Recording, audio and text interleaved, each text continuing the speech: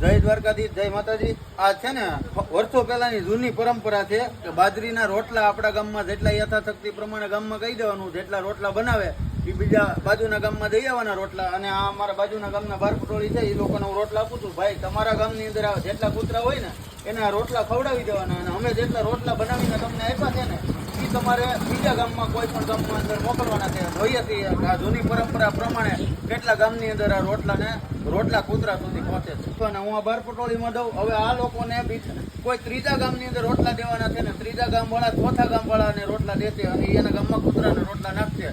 તો આ બધી કેટલા ગામની અંદર જાય છે એ આપણે જોઈએ, અને બધા યથાશક્તિ પ્રમાણે જેના ગામની અંદર આ કાર્યક્રમ આવે રોટલા નાખવાનો એ પોતાની રીતે નાખતો। અમારા ગામના બાર પટોળી ગામના સરપંચ છે અને અમારા મિત્ર છે લક્ષ્મણભાઈ, એમને બંનેના રોટલા હોવું છું। ભાઈ, તમારા ગામની અંદર જેટલા પણ કૂતરા હોય ને એને આ રોટલા નાખવાના છે, અને પછી તમે 2-4 દિવસની અંદર યથા યોગ્ય તમને લાગે તો ગામના જેટલા પણ રોટલા બને એ તમે તમારા બાજુના કોઈ પણ ગામની અંદર મોકલજો ને એને ખાલી એટલું કહેવાનું છે કે તમારે પછી ત્રીજા ગામમાં મોકલવાના છે, એના અનુકૂળ સમય। ઓકે, આવી રીતનું આપણે નવી શરૂઆત કરી છે।